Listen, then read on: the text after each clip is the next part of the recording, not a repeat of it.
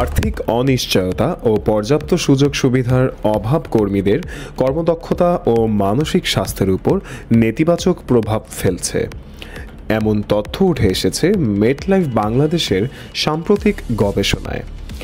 মঙ্গলবার রাজধানীর হোটেল ওয়েস্টিনে employee benefit trends study EBTS প্রতিবেদনটি প্রকাশ করে প্রতিষ্ঠানটি।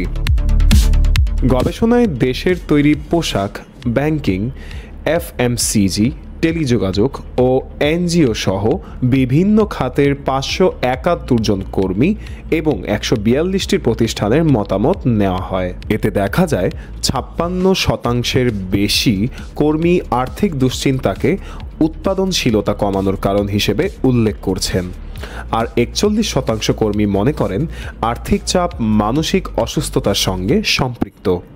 মেটলাইফ বাংলাদেশের CEO আলা আহমদ বলেন, আর্থিক চাপ ও সীমিত সুবিধা কর্মীদের মনোবল দুর্বল করে। তাদের সার্বিক কল্যাণে বিনিয়োগ প্রতিষ্ঠানগুলোর দীর্ঘমেয়াদী উন্নয়নের মূল চালিকা শক্তি।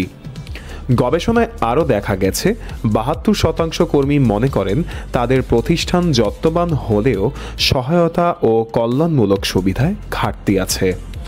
78% কর্মী বলছেন বীমা ও মানসিক স্বাস্থ্যের মতো সুবিধার প্রতিষ্ঠান প্রতি আনুগত্য বাড়ায়। অন্যদিকে 56% নিয়োগদাতা কর্মীদের উৎপাদনশীলতা বজায় রাখাকে সবচেয়ে বড় চ্যালেঞ্জ হিসেবে উল্লেখ করেছেন, আর 51% প্রতিষ্ঠান দক্ষ কর্মী ধরে রাখতে কর্মীদের সুবিধায় বিনিয়োগ বাড়িয়েছে।